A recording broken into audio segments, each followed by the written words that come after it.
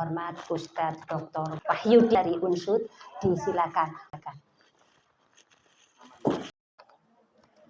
Bismillahirrahmanirrahim. Assalamualaikum warahmatullahi wabarakatuh.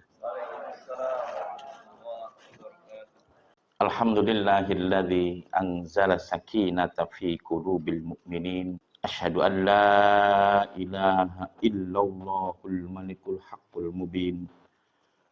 Wa asyhadu anna Muhammadan abduhu wa rasuluh rahmatan lil alamin. Allahumma shalli wa sallim ala nabiyyina Muhammadin wa ala alihi wa ashabihi wa man tabi'ahu bi ihsanin ila yaumiddin. Amma ba'd fa ya ibadallah usikum wa iyaya bi taqwallah faqad fazal muttaqun. Amma ba'd. Bapak Ketua Perhimpunan Pensiunan Pertamina yang saya hormati, para alim ulama, para kesepuhan, bini sepuh yang saya hormati, hadirin sekalian, bapak-bapak, ibu-ibu, jamaah pengajian di pagi yang cerah ini yang berbahagia. Pertama dan utama, marilah kita bersyukur kepada Allah Subhanahu wa Ta'ala yang telah memberikan nikmat kepada kita, menggerakkan hati kita, meringankan langkah kita untuk bisa datang ke majelis ilmu ini, yang padahal masih banyak kesempatan untuk kaki kita melangkahkan ke tempat yang lain. Mudah-mudahan taufik dan hidayah yang Allah berikan pada pagi hari ini menjadi manfaat dan barokah bagi kita semua. Salawat dan salam semoga senantiasa tercurah kepada uswah hasanah kita, Habibana wa Nabiyana Muhammad Sallallahu alaihi wasallam, serta keluarganya, para sahabatnya, dan para pengikutnya hingga akhir zaman. Bapak Ibu sekalian rahimakumullah, yang pertama saya mengucapkan terima kasih. Saya serasa terhormat sekali diminta untuk bersilaturahim dengan bapak-bapak sekalian dalam acara yang penuh dengan barokah ini. Karena ketika kita sedang di majelis ilmu, maka disitulah Allah menurunkan kebarokahan, para malaikat menaungi kita dengan sayapnya. Mudah-mudahan kita pun mendapatkan kebarokahan itu. Hadirin rahimakumullah.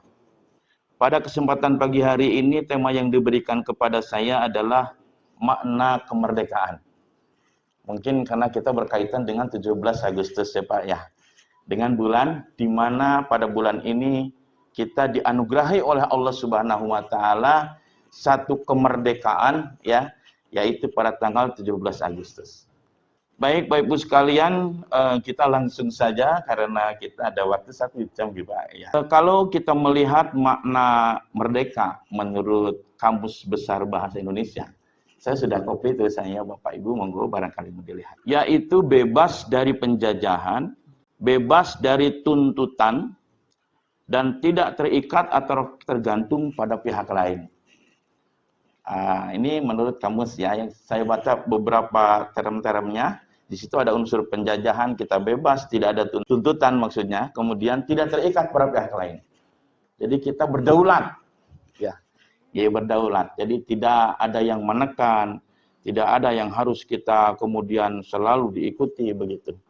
Itu makna kemerdekaan atau merdeka menurut Kamus Besar Bahasa Indonesia. Nah, apakah kita sudah seperti itu? Tentu saja secara kenegaraan ya. Kita sudah berdaulat ya. Kita sudah tidak lagi tertekan oleh negara yang lain. Kita juga tidak tergantung kepada pihak lain. Betul ya, Pak? Hadirin rahimakumullah. Manusia telah diberi kemerdekaan oleh Allah Subhanahu wa Ta'ala. Dalam Al-Qur'an surat Al-Isra Allah menyebutkan walaqad karamna bani adama wa hamalnahum fil barri wal bahri wa razaqnahum manit tayyibati wa faddalnahum ala katsirin mimman khalaqna tafsila. Dan sungguh kami telah memuliakan anak cucu Adam, dan kami angkut mereka di darat dan di laut, dan kami beri mereka rezeki yang baik-baik, dan kami lebihkan mereka di atas banyak makhluk kami yang kami ciptakan dengan kelebihan yang sempurna. Dalam surat Al-Isra ini Allah telah memberikan kepada kita kelebihan yang luar biasa. Kesempurnaan. Sehingga kita lebih dari yang lain mulia. Dan itulah bentuk kemerdekaan yang telah Allah berikan kepada kita. Nggak mungkin mulia kalau kita nggak merdeka, betul Pak? Ya, jadi aslinya kita, asalnya kita adalah makhluk yang mulia yang Allah muliakan. Nah, masalahnya adalah apakah kita bisa mempertahankan kemuliaan itu? Apakah kita bisa mempertahankan kemerdekaan yang telah Allah berikan itu? Dan kita lihat bersama-sama. Hadirin rahimakumullah, bapak-bapak, ibu-ibu yang saya hormati. Lalu apa tujuan merdeka? Apa yang dikehendaki dari kemerdekaan ini? Terutama kemerdekaan bangsa Indonesia. Kalau kita merujuk kepada Al-Quran, Allah memberikan gambaran sebuah negara, yang negara itu di dalamnya betul-betul subur makmur, gemah ripah loh jinawi. Itu bahasa Indonesia atau bahasa Sunda ya Pak? Bahasa Jawa juga ya? Bahasa Sunda ya? Mohon maaf karena saya orang Sunda Pak ya. Saya dari Pangandaran. Gemah ripah loh jinawi itu bahasa Sunda ya? Ya. Jawa juga ya? Okay. Allah menggambarkan tentang negara yang luar biasa itu. Di dalam surat Saba ayat 15 Allah menggambarkan a'udzubillahi minasyaitonirrajim. Laqad kana lisaba'in fi maskanihim ayatun jannatani ayyamini wasimalin kulu mir rizqi rabbakum washkuru lahu baldatun tayyibatun wa rabbun ghafur. Sungguh bagi kaum Saba ada tanda kebesaran Tuhan di tempat kediaman mereka, yaitu dua buah kebun sebelah kanan dan sebelah kiri. Kepada mereka dikatakan, makanlah olehmu dari rezeki yang dianugerahkan Tuhanmu, dan bersyukurlah kepadanya. Negerimu adalah negeri yang baik, sedang Tuhanmu adalah Tuhan yang maha pengampun. Kira-kira negeri kita sama nggak dengan negeri Saba ini Pak? Alhamdulillah, saya kira sama ya Pak. Jadi apa yang disebutkan dalam Al-Quran, jani itu negara kita ya Pak. Itu ada kebun ini, kebun di pinggir kiri, pinggir kanan, kebun semua. Coba kalau kita bandingkan dengan negara yang lain. Ya, kalau Bapak Ibu pergi haji saja. Dari King Abdul Aziz sampai Madinah, walaupun lurus jalannya nggak ada kebun ya Pak. Iya, pasir-pasir. Nyari orang yang sedang cocok tanam di sawah, di sana nggak ada. Sulit. Nah, negara kita ternyata seperti negeri Sabah ini. Alhamdulillah. Hanya apakah di situ Rabbun Ghafur? Apalah negara kita ini sudah Rabbun Ghafur, Allah telah mengampuni atas dosa-dosa kita? Wallahu a'lam. Dan alhamdulillah negara kita seperti negara Sabah ini. Tapi Bapak Ibu, kalau kita baca ayat ke-16-nya, fa'aradu fa'arsalna 'alaihim sailal 'arimi wa badalnahum bi jannataihim jannataini dawata ukulin khamtin wa asrin wa syai'in min sidrin qalid. Tetapi mereka berpaling, maka kami kirim kepada mereka banjir yang besar. Dan kami ganti kedua kebun mereka dengan dua kebun yang ditumbuhi pohon-pohon yang berbuah pahit. Pohon asal, aslin tulisannya. Dan sedikit pohon sidar. Pada ayat ke-16 ini ternyata peringatannya. Ternyata masyarakatnya tidak mau mereka mengikuti syariat Allah. Mereka berpaling dari perintah Allah, petunjuk Allah, tuntunan Rasulullah SAW. Maka Allah rubah kemakmuran negara itu menjadi negara yang tandus. Diberinya pohon-pohon di tempat tanaman-tanaman yang tandus. Seperti cemara, sedikit bidara. Sidar itu bidara. Yang jelas buahnya itu pahit-pahit. Tidak ada lagi keindahan. Karena mereka berpaling kepada Allah Subhanahu wa taala. Dan ini adalah peringatan bagi kita. Indahnya Indonesia ketika tongkat dilempar menjadi tanaman, ketika di mana-mana sumber air begitu mudah, Allah bisa saja rubah seketika. Allah bisa saja kita menjadikan tandus negara ini apabila kita jauh dari syariat Allah Subhanahu wa taala. Jadi jelas, merdeka kita isi yang pertama, perbaiki diri kita agar senantiasa kita bertakwa kepada Allah Subhanahu wa taala. Lebih jauh Allah memberikan kepada kita formula supaya negara ini tetap terjaga kebaikannya. Walau anna ahlal qura amanu wattaqau la fatahna 'alaihim barakatin minas samai wal ardh walakin kazzabu fa'akhadnahum bima kanu yaksibun. Dan sekiranya penduduk negeri beriman dan bertakwa, pasti kami akan melimpahkan kepada mereka berkah dari langit dan bumi. Tetapi ternyata mereka mendustakan ayat-ayat kami, maka kami siksa mereka sesuai dengan apa yang telah mereka kerjakan. Na'udzubillahi min dzalik. Para pejuang kita dengan pekikan Allahu Akbar, dengan senjata yang hanya sederhana, kekuatannya hanya pada jihad dalam diri mereka, telah memerdekakan negara ini. Maka kata Allah, jika kita tetap beriman dan bertakwa, maka Allah akan bukakan rahmatnya, berkahnya ke dalam negara itu. Tapi kalau penduduknya ternyata tidak bertakwa, dia tidak menjaga kemerdekaan dirinya, maka yang Allah berikan justru bukan sebuah kebarokahan, tetapi adalah siksaan kepada mereka. Na'udzubillahi min dzalik. Jadi tugas kita apa sekarang? Apakah ingin negara ini tetap sejahtera? Atau ingin negara ini dihancurkan dan Allah memberikan siksaan? Tentu saja ingin sejahtera. Gemah ripah lo Cina. Sesuai dengan cita-cita para pahlawan, sesuai dengan cita-cita para mujahid yang telah berjuang memerdekakan negara kita. Betul nggak, Bu?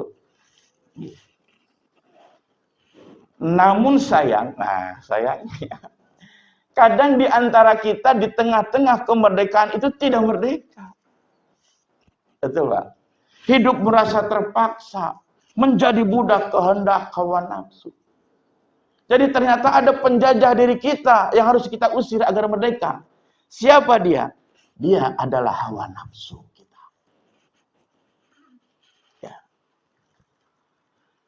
Di dalam Al-Quran Allah telah mengingatkan kepada kita. Afara'aita manittakhadha ilahahu hawahu wa adallahu ala ilmin wa khatama ala sam'ihi wa qalbihi wa ja'ala ala basarihi ghishawah faman yahdi min ba'dillah afala tadhakkarun. Nah, ini peringatan dari Allah bahwa ada penjajah yang lebih jahat daripada Walanda. Walanda apa ya kalau Jawa ya, Pak? Londo ya, Pak. Londo. Ada yang lebih jahat bagi kita. Kenapa lebih jahat? Oh, bendera sudah didirikan, sudah kita kibarkan, Indonesia Raya sudah kita nyanyikan, dia tetap menjajah kita. Siapa dia? Hawa nafsu. Sampai-sampai Allah katakan, afara'aita manittakhadha ilahahu hawahu.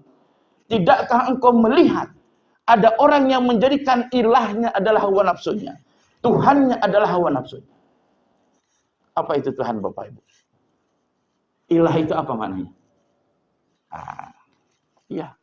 Kalau kita merujuk kepada makna-makna di dalam Al-Quran, ternyata kata ilah itu bermakna sesuatu yang sangat dipentingkan oleh manusia, sehingga ia merelakan dirinya untuk dikuasai olehnya. Jadi sesuatu itu begitu penting bagi dia, sehingga dia merelakan dirinya dikuasai olehnya. Itu ilah, itu Tuhan. Kata Allah, ada orang yang menjadikan hawa nafsunya itu menjadi penguasa dirinya. Sehingga dia tunduk terhadap hawa nafsu itu. Nauzubillah min dzalik. Selamat datang. Maka dilanjutkan di ayat itu, wa adallahullahu ala ilmin. Ilmunya tidak berguna, bahkan dia sesat dengan ilmunya. Telinganya seakan-akan tidak mendengar. Ribu-ribu, banyak-banyak kita dengar ceramah dari para ustadz. Anggar begitu ya perilakunya. Dia juga melihat ayat-ayat Allah, peringatan-peringatan tentang harus berbuat baik. Tapi dia tidak pernah mengindahkannya. Karena mengikuti hawa nafsunya. Dialah penjajah kita yang utama. Adalah hawa nafsu. Maka betullah kata Rasulullah, ketika selesai perang Badar, dia katakan ada perang yang lebih besar lagi. Yaitu perang hawa nafsu. Sama dengan kita ya. Setelah merdeka 17 Agustus ini, ada hal yang perlu kita merdekakan lagi. Yaitu diri kita dari hawa nafsu. Hadirin rahimakumullah. Di mana letak hawa nafsu itu? Seperti yang tadi sudah disampaikan dalam ayat Al-Isra ayat 70. Bahwa manusia diciptakan dengan penciptaan yang lebih dari yang lain. Dalam surat At-Tin juga Allah menyebutkan, laqad khalaqnal insana fi ahsani taqwim. Allah telah menciptakan manusia dalam penciptaan yang terbaik. Kenapa dikatakan terbaik? Ternyata manusia itu diciptakan oleh Allah dengan dua potensi yang tidak dimiliki yang lain. Pertama potensi jasmania, yang kedua potensi ruhania. Atau ada juga yang mengatakan manusia itu adalah makhluk yang luar biasa karena dia diciptakan dari unsur bumi dan unsur langit. Gitu. Unsur bumi karena diciptakan dari tanah, unsur langit karena dia ditiupkan ruhnya oleh Allah Subhanahu wa Ta'ala. Maka menjelmaklah menjadi jasmani dan rohani. Mana jasmani? Nah, ini ya, semua anggota tubuh kita ya. Tangan, mata, telinga, jasmani. Mudah kita lihat. Dan setiap hari kita lindungi dan kita pelihara, kita kasih nutrisi. Betul Pak? Pagi-pagi sudah bubur ayam. Siang-siang bubur kacang ya Pak. Malam-malam bubur sum-sum. Masih berani Pak bubur sum-sum? Masih, Masya Allah ya. Ini jasmani kita gampang kita lihat. Ayah, makasih Pak. Ya Bapak. Yang kedua adalah potensi rohani kita. Apa itu potensi rohani? Sesuatu yang ada dalam diri kita, tetapi tidak nampak, tidak terlihat. Kalau anak-anak bilang sekarang kalau di komputer itu ada hardware-nya, ada software-nya. Jadi rohani ini software-nya, nggak nampak gitu. Apa software manusia? Yang pertama al-hawa. Orang Indonesia bilangnya nafsu. Atau suka digabung jadi hawa nafsu. Ya. Yang kedua adalah al-qalbu. Hati. Jadi nafsu, yang kedua hati, yang ketiga adalah al-aqlu. Akal.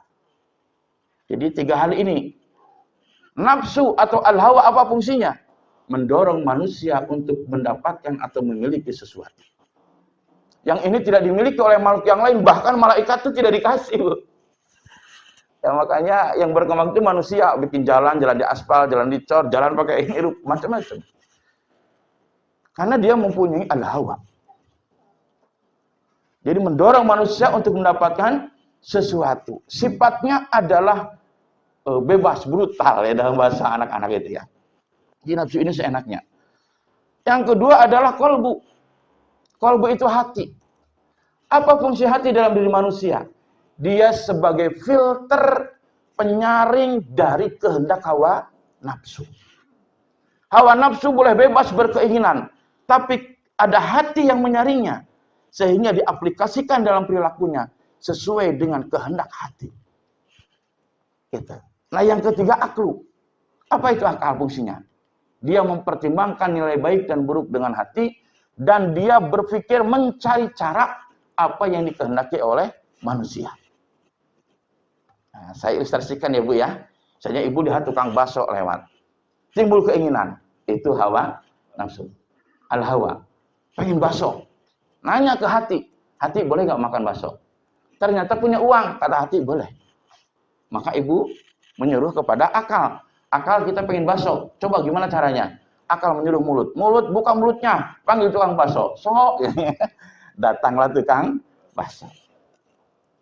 Itu prosedurnya Pak Ibu. Jadi hawa nafsu atas dasar pertimbangan panca indera diserap oleh hati. Baru kemudian diaplikasikan. Kalau begitu posisi yang pentingnya mana Bapak Ibu? Hawa nafsu, hati, atau akal ketika diaplikasikan dalam sebuah perbuatan atau dilaksanakan dalam sebuah perbuatan agar selalu baik. Hati. Kalbu. Karena dia sebagai penyaring. Maka Rasulullah katakan, ala inna fil jasadi mudghatan idza soluhat jasadi kulluhu wa idza fasadat jasadi kulluhu ala wahiyah qulub. Ingat kata Rasulullah, dalam diri kita ada segumpal daging, yang dia baik maka baik semuanya, jika jelek maka jelek semuanya. Ala ingatlah wahiyah qalbu, dia adalah hati. Karena dia berfungsi sebagai penyaring dari kehendak hawa nafsu. Hadirin rahimakumullah. Sayangnya, ini sayangnya ya, hati kita itu tidak selalu bisa berfungsi sebagai penyaring. Kadang-kadang dia bolos darinya, ya. Karena hati ada dalam 3 keadaan. Yang pertama hati yang salim, yang kedua hati yang marid, yang ketiga hati yang mayit. Hati yang salim adalah hati yang sehat. Cirinya apa? Demen banget berbuat kebaikan. Indah rasanya ketika dia berbuat kebaikan. Sedih kalau dia bermaksiat. Nangis pagi hari ketika tadi gak sholat malam. Nangis, wah bapak kenapa gak dibangunin? Tadi gak sholat malam, kelewat ya Allah. Ya. Lupa gak puasa Kamis. Lupa apa biasa gak puasa? Lupa. Sedih ya Allah, kenapa gak puasa Kamis? Lupa hari ini gak baca Al-Quran 1 juz. Sedih dia. Ah, ini salim. Yang kedua hati yang marid, yang sakit. Sakit itu dong-dongan hatinya. Dalam Al-Quran dikatakan fi qulubihim maradun fazadahumullahu marada. Kata Allah dalam surat Al-Baqarah, dalam diri mereka ada hati yang sakit. Dan sakitnya itu bertambah-tambah karena dengan kebohongannya. Nah, itu ada hati yang sakit. Ya STMJ kalau bahasa sekarang, ya. Salat terus, maksiat jalan. Salat, maksiat, artinya sakit. Nggak bisa jadi penyaring, dong-dongan. Nah yang ketiga hati yang mayit, hati yang mati. Ah, ini lebih parah lagi. Dia nggak tahu apa itu kebaikan. Yang ada pada dirinya semua kehendak hawa nafsu. Wis oke baik. Dia pengen ngombe, nanya ke hati kepriwe. Wis laksanakan baik. Laksanakan. Nauzubillah min dzalik. Maka kita harus menjaga posisi hati kita dalam keadaan yang salim, yang baik. Hadirin rahimakumullah. Hawa nafsu ini akan terus menjajah keadaan hati. Maka Allah Subhanahu wa taala mengingatkan, hawa nafsu itu kamu harus kendalikan. Bukan untuk dihilangkan. Kalau dihilangkan bahaya nggak Pak? Bahaya Pak ya? Bapak melihat ibunya seorang nafsu lah. Beda waktu masih muda ya Pak. Ya begitu ya. Melihat apa nggak mau, apa-apa nggak mau. Kalau manusia dihilangkan hawa nafsunya, maka nanti sama dengan yang lain, ya. Dengan malaikatnya nggak seru lagi, ya nggak ramai. Maka Allah tidak meminta untuk menghilangkannya, tetapi mengendalikannya. Dalam surat An-Nazi'at ayat ke-37 sampai 40 Allah menggambarkan. A'udzubillahi minasyaitonirrajim. فَأَمَّا مَنْ طَغَى وَآثَرَ الْحَيَاةَ الدُّنْيَا فَإِنَّ الْجَحِيمَ هِيَ الْمَأْوَى وَأَمَّا مَنْ خَافَ مَقَامَ رَبِّهِ وَنَهَى النَّفْسَ عَنِ الْهَوَى فَإِنَّ الْجَنَّةَ هِيَ الْمَأْوَى. Kata Allah. Indah ya Pak ya. Al-Quran kalau dibaca memang indah seperti bacaan ibu tadi. Indah bacanya ya. Masya Allah ya. Wa amma man tagha, adapun orang yang melampaui batas syariat. Wa atharul hayata dunya, yang bekasnya atau keinginannya semata hanya urusan dunia, fa innal jahima hiyal ma'wa, maka neraka jahimlah tempatnya.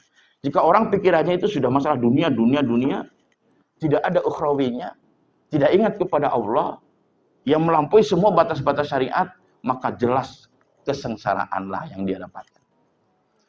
Tetapi wa amma man khafa maqama rabbih, orang yang takut kepada Tuhannya, wa nahan nafsa 'anil hawa, dan dia mengendalikan hawa nafsunya, fa innal jannata hiyal ma'wa, maka surgalah tempatnya, kebahagiaanlah tempatnya jika ia dikendalikan. Itu Bapak Ibu sekalian ya. Apa benar nafsu ini bahaya? Ini sudah bukti kemarin ya. Ketika nafsu menjajah, tentara bisa mati, Pak. Benar nggak, Pak? Mati kemarin. Hanya karena hawa nafsu. Kan? Hawa nafsu syahwat, ya Pak. Pengen kawin lagi sampai mati. Bilang aja ke mamahnya, ya Pak ya. Terus terang, Pak, saya pengen nikah lagi. Kemarin tentara mati gara-gara hawa nafsu. 2 polisi kita mati karena hawa nafsu. Jahat sekali hawa nafsu itu. Ini bukti Pak, penjajahan yang lebih berat hawa nafsu ya. Dan kita termasuk malu ya Pak, negara sudah merdeka, ya masih ada yang terjajah oleh hawa nafsu. Jadi bagaimana supaya hawa nafsu kita terkendali? Kita harus memperbaiki hati, karena dia sebagai filter. Bagaimana memperbaiki hati? Hati harus diberi cahaya nur ilahi. Cahaya-cahaya keimanan. Gimana supaya cahaya keimanan itu datang ke dalam hati kita? Yang pertama, perbanyak istighfar. Rasulullah Shallallahu Alaihi Wasallam mengatakan, aku tidak kurang dalam sehari 100 kali membaca istighfar. Rasulullah Bu, Bapak ya, dimaksum Pak. Dimaksum itu dijaga tidak berbuat dosa. Istighfar 100 kali. Lah kita istighfarnya berapa kali ya? Habis sholat 3 ya. Nah jangan sampai kurang Pak. Rasulullah saja 100 kali mohon ampun kepada Allah Subhanahu wa taala. Kita mintakan ampun kepada Allah dari segala dosa, dari semenjak kita balik sampai saat ini kita dewasa, sampai sekarang kita tua. Kita mintakan kepada Allah ampun di setiap malam agar Allah mengampuni dosa kita sebelum nama kita diumumkan di masjid, innalillahi wa inna ilaihi rajiun. Dan itu pasti. Jangan sampai kita telat beristighfar ketika kita sudah mau meninggal dunia. Fir'aun, dia bertaubat kepada Allah ketika dia sudah mau tenggelam di lautan. Kata Allah, tidak ada gunanya taubat kamu. Jangan sampai kita tidak beristighfar sebelum ajal menjemput kita. Yang kedua, kenapa harus beristighfar? Karena cahaya Allah tidak diberikan kepada orang yang bermaksiat. Wa nurullah la yu'ti bil ma'asi. Ya. Al ilmu nurun wa nurullah la yu'ti bil ma'asi. Ilmu itu cahaya, tetapi cahaya Allah tidak diberikan kepada orang-orang yang bermaksiat. Bagaimana kita mendapat cahaya Allah kalau dalam diri kita masih banyak dosa dan kita tidak pernah beristighfar, tidak pernah memohon ampun, tidak pernah datang kepada Allah menangis pada malam hari atas dosa-dosa yang sudah kita lakukan. Setiap hari hendaklah kita memohon kepada Allah. Sehabis sholat, apalagi sholat malam, datanglah kepada Allah sampai mencucurkan air mata, membayangkan dosa yang kita lakukan. Mudah-mudahan dengan begitu hati kita menjadi jernih, cahaya Allah datang ke dalam hati kita. Hadirin rahimakumullah, Imam Al-Ghazali mengatakan hati itu bagaikan cermin. Ya, cermin itu untuk kita melihat kan Pak ya. Tetapi cermin itu bisa kotor karena titik-titik dosa kita. Ketika berbuat dosa titik gitu ya, maka tidak bisa buat cermin. Maka salah satu cara menghapusnya bertaubat kepada Allah Subhanahu wa taala dengan istighfar. Yang pertama istighfar. Yang kedua, agar kita bisa mengendalikan hawa nafsu adalah dengan berzikir. Berzikir kepada Allah, perbanyak zikir kepada Allah. Perbanyak kita menyebut nama Allah. Berhubungan dengan Allah. Ya, mari kita hitung Ibu ya dan Bapak, setiap hari kita pakai WA, sering nggak berhubungan dengan orang? Ya Pak, dengan bisnis kita, dengan orang-orang. Ya hubungan kita lebih banyak dengan sesama makhluk, betul nggak Pak? Iya. Tapi coba kita hitung berapa kali kita menyebut nama Allah dalam sehari. Padahal kata Allah, ala bizikrillah tatma'innul qulub.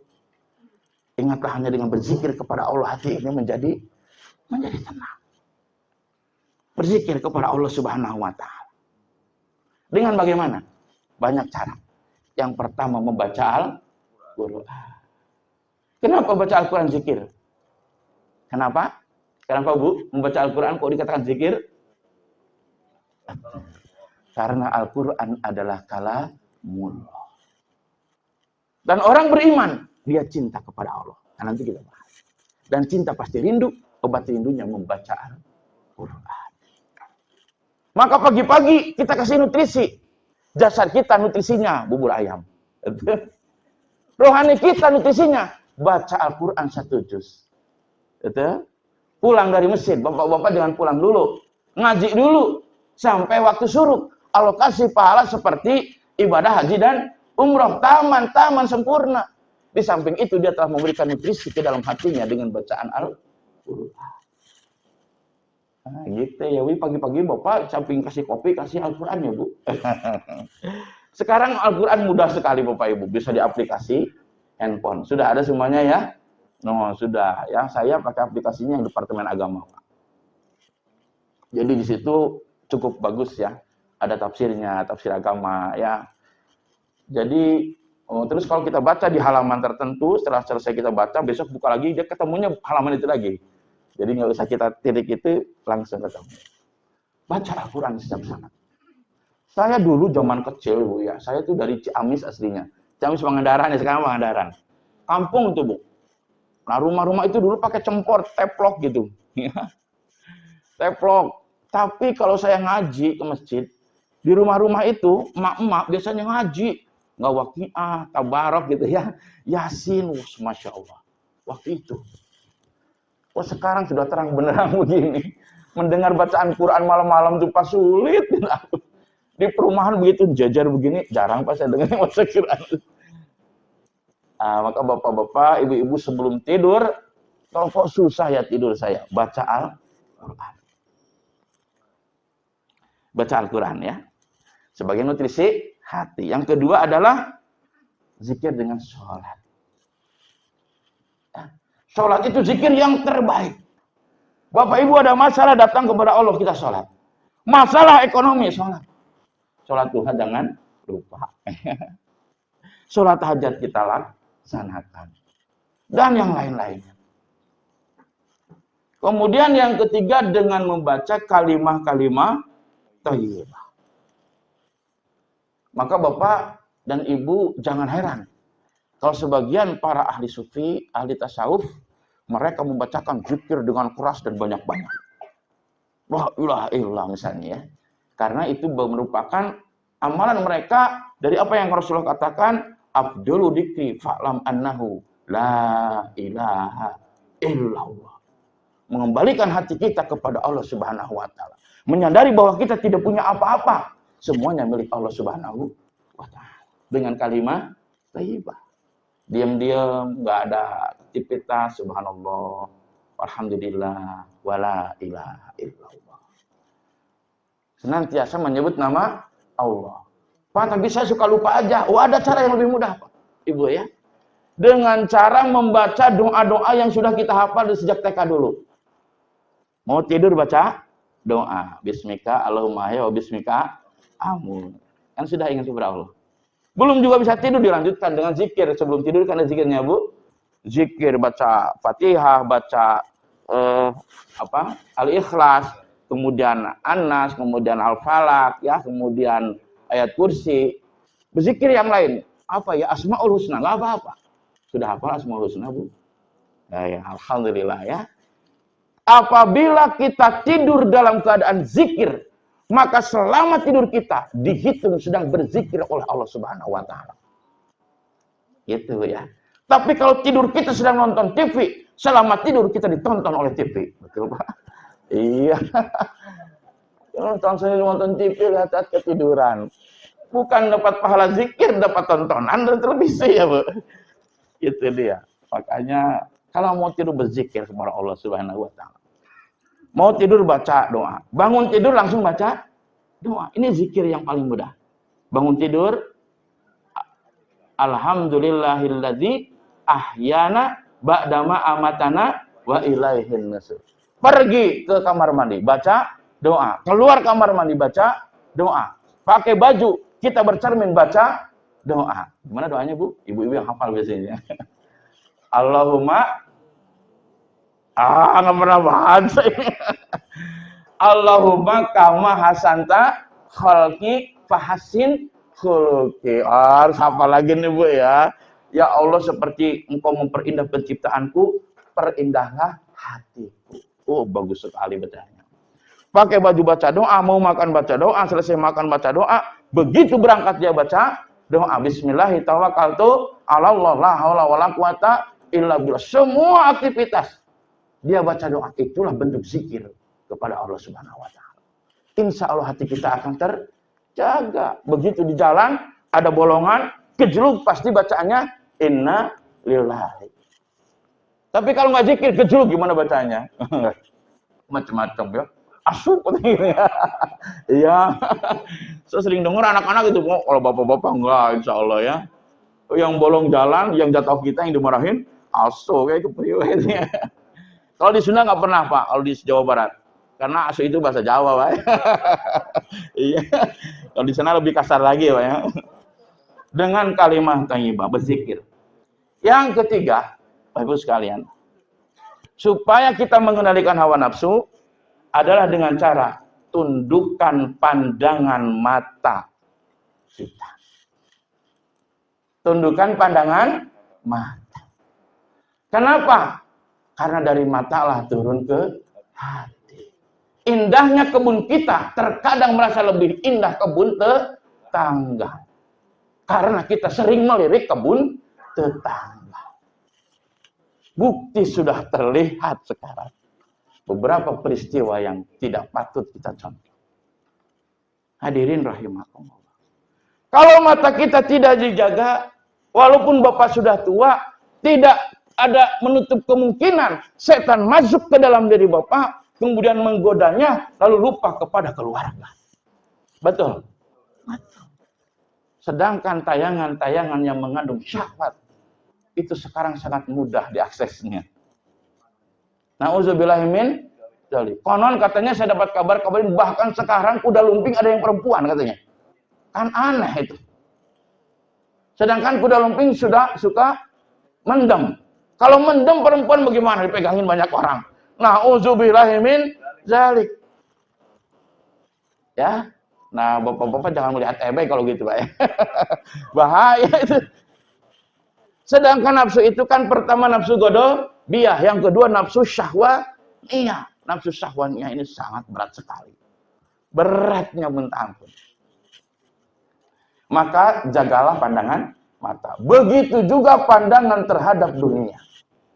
Kita punya kendaraan, lihat kendaraan orang kayaknya lebih baik ya. Kepengen lagi. Kita punya kolam, lihat kolam orang, kayaknya lebih bagus. Kepengen lagi. Karena mata kita nggak dijaga. Coba kalau mata kita tutup, apa yang ada kita miliki, kita senang dengan pemberian Allah Subhanahu wa taala, yang ada adalah syukuran, bukan iri kepada orang lain. Ini ngomongin saya sendiri ya, Pak. Iya. Karena ternyata kadang-kadang kenapa kita pengen yang lain? Karena kita tidak merasa senang dengan pemberian Allah. Tapi kalau kita merasa senang, saya dikasih gelar begini senang, saya alhamdulillah sudah cukup. Maka jagalah pandangan kita. Gitu. Ya. Dan kita merasa bahwa kita tidak punya apa-apa. Bapak Ibu pernah melihat tukang parkir? Iya ya. Tukang parkir tempatnya luas sekali. Luas tuh. Datang mobil mewah. Datang situ. Bangga gak tukang parkir? Enggak ya Bang. Biasa we. Datang yang jelek nggak apa-apa, yang bagus nggak apa-apa. Baru sebentar pergi lagi. Sedih nggak tukang parkir? Enggak. Pergi lagi tuh, wah mobil mewah, miliaran, pergi lagi. Dia kemudian sedih? Enggak. Kenapa tukang parkir gak sedih, Pak? Karena dia tidak merasa memiliki. Walillahi ma fis samawati wa ma fil ardh. Milik Allah lah semua yang ada di langit dan ada di bumi. Kita tidak punya apa-apa. Harusnya kita begitu juga dalam kehidupan ini. Ya, baik. Jaga pandangan mata. Yang keempat, ingat kematian. Ya. Ingat kematian artinya ingat bahwa yang pertama kita pasti akan mati. Bapak Ibu ada yang yakin tidak akan mati? Boleh acungkan tangan. Ada ya? Yakin ya kita itu akan mati? Sayyidina Ali mengatakan, sesungguhnya kita ini hanyalah orang-orang yang sedang antri menuju gerbang kematian. Dan itu pasti. Ya. Yang kedua, mati nggak ada yang tahu kapan waktunya. Ini bahayanya. Saya ingin cerita Bapak-Bapak sekalian ya. Ini tentang saya ya. Saya merasakan bahwa mati itu pasti menyedihkan. Ya. Artinya Bapak sekalian, keadaan ketika kita mati itu sesuatu yang sulit bagi kita. Kenapa? Karena kita mati sendirian. Nggak ada teman yang nemani. Nggak ada harta yang bisa mengikuti. Betul nggak Pak? Ya, tidak ada keluarga, bahkan istri pun tidak bisa mengikuti. Dan saya alami itu. Jadi awal COVID, ini cerita ya Pak ya. Di awal COVID itu saya sakit. Setelah diperiksa, ternyata positif. Waktu itu saya ditemanin istri di ruang UGD ya. Kebetulan di geriatrik, karena rumah saya dekat dengan geriatrik. Dalam kondisi yang lemah, setelah diperiksa, ternyata positif. Setelah positif, istri saya nggak boleh deketin Pak. Nggak boleh deketin, jauh-jauh katanya. Saya jadi ingat, aduh kalau saya mati begini ya. Istri aja nggak mau deketin, nggak boleh deketin lah. Oh, sedih saya Pak. Wah gimana ini? Ya dilanjutkan. Setelah dijauhi oleh istri saya, dijauhi oleh anak saya, keluarga nggak boleh mendekat, coba Pak. Padahal saya ini suaminya. Iya. Tapi dia nggak boleh deketin. Setelah itu datang petugas Pak. Petugas yang waktu itu pakai baju APD yang kayak astronot itu. Dari Margono bawa itu ambulan menjemput saya. Jemput saya, diambil tasnya. Mana tasnya? Ambil itu beda geraknya Bu, nggak kayak suster yang di dalam itu. Iya, kasar-kasar. Gitu.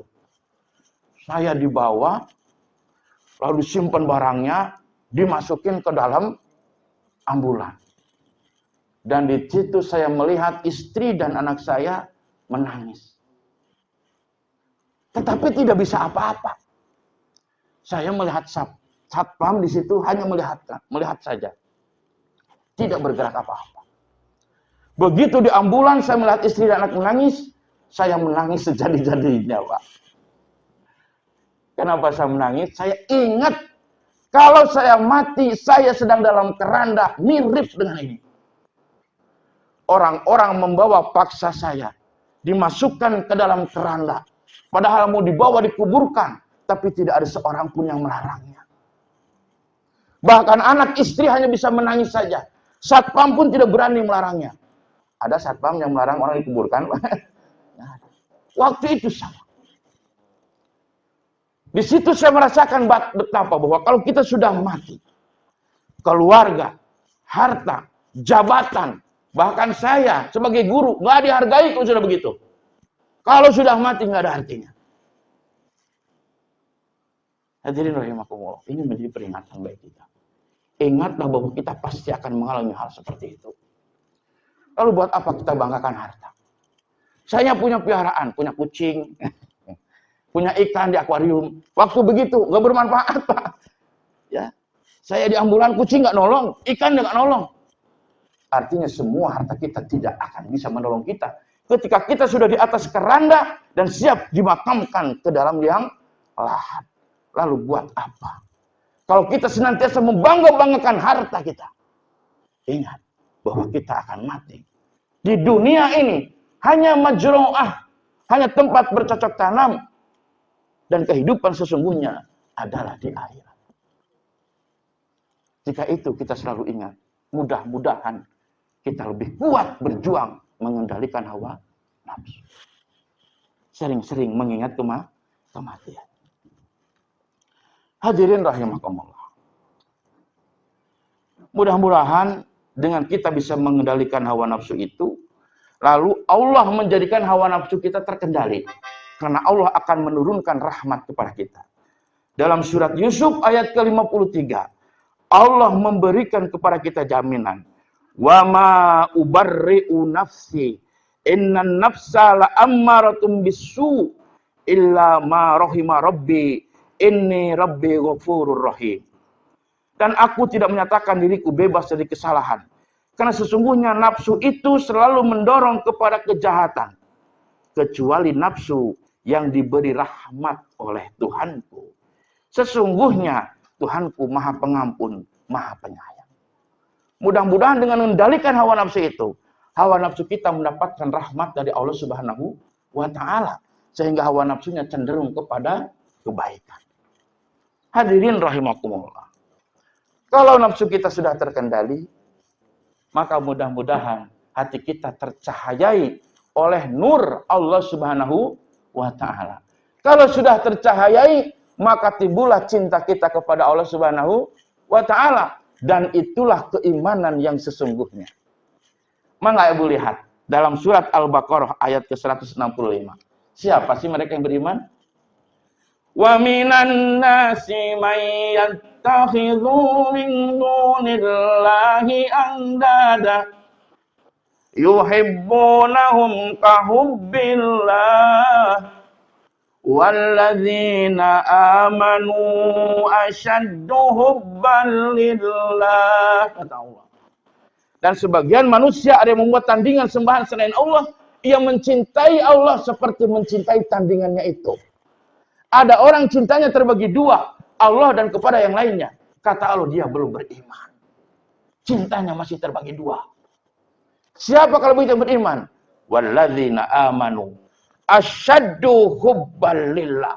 Dia amat sangat cintanya kepada Allah Subhanahu wa Ta'ala. Tidak ada batas cintanya. Kalau hati kita sudah cinta, dan itu iman yang sesungguhnya, apa sih yang sulit kita lakukan? Ibu, kalau dasarnya cinta, apa yang tidak mau ibu lakukan buat bapak? Nggak ada ya, Bu ya? Bapak, coba berat nggak sesuatu berkorban untuk ibu ketika bapak mencintai ibu? Tidak ada. Kalau kita sudah cinta, rindu akan datang. Maka ibadah kita rindukan. Sholat kita rindukan. Infak kita rindukan. Memberi bantuan kepada fakir miskin kita rindukan. Karena untuk Allah Subhanahu wa Ta'ala. Inilah yang kita cari. Setelah nafsu kita terkendali, mendapat rahmat dari Allah, tumbuhnya rasa cinta kita kepada Allah Subhanahu wa Ta'ala. Nah, kalau sudah cinta, mau apa nggak ada yang sulit ya Pak? Semuanya ringan karena cinta mah.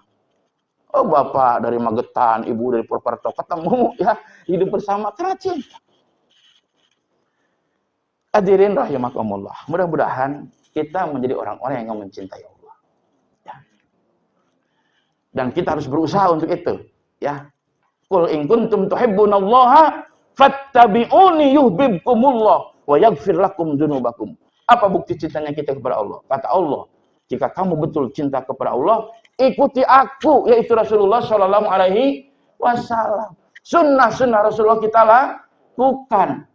Jangan kalah oleh ikih. Lah sunnah ikih. Besok 10 Muharram, lah sunnah ikih orang puasa. Kepriwe. Ada sholat duha, lah duha mah sunnah ikih. Sholat malam buk sunnah ikih, orang apa-apa. Kalah dengan ikih. Padahal mengikuti sunnah Rasul itu adalah bukti bahwa kita cinta kepada Allah. Yuhibbukumullah. Setelah itu Allah akan mencintai kita. Hadirin rahimakumullah. Nah, ini yang terakhir. Nah, kalau tadi biasa ditunggu ya, Pak. Kalau hati kita sudah baik, nafsu kita sudah terkendali, maka kita sudah menjadi masyarakat yang baik. Jadilah masyarakat yang mulia. Yang seperti apa? Kita lihat dalam surat Al-Fajr ini. Fa ammal insanu idza mabtalahu rabbuhu fa akramahu wa na'amahu fayaqulu rabbi akraman. Wa amma idza mabtalahu faqadara alaihi rizqahu fayaqulu rabbi ahanan. Kalla balla tukrimunal yatim wala tahadduna ala ta'amil miskin. Kata Allah, adapun manusia ketika Allah uji, dia diberikan keleluasaan rezeki, dia bisa diberikan kemuliaan, diberikan nikmat, diberikan kekayaan, kedudukan. Fayaqulu rabbi akraman. Dia mengatakan sungguh Allah telah memuliakan. Dia merasa mulia karena kaya. Dia merasa mulia karena berkuasa. Dia merasa mulia karena popularitas. Itulah manusia. Wa amma idza mabtalahu faqadaru alaihi rizqahu, tapi ketika Allah coba orang itu, diberi kemiskinan, terbatasnya rezeki, fayaqulu rabbi ahanan. Allah telah menghinakanku. Ketika orang miskin, enggak punya kedudukan, dia merasa hina. Pertanyaannya, apakah kaya dan miskin merupakan bentuk dari kemuliaan? Jawabannya, kalla. Kalla, kata Allah, bukan itu. Balla tukrimunal yatim. Tapi kalian tidak memuliakan anak-anak yatim. Kamu kaya, banyak harta, di mana-mana duitnya. Tapi ada anak yatim terlantar, kamu diam saja. Maka jangan katakan kamu mulia. Wala tahadduna ala tu'amil miskin. Dan tidak memperhatikan makanan orang-orang miskin. Kamu makan di restoran yang mahal, minum kopi saja 25.000. Sementara tetangga, fakir miskin gak bisa makan. Dia kelaparan. Apa kamu mulia seperti itu? Kata Allah, kalla.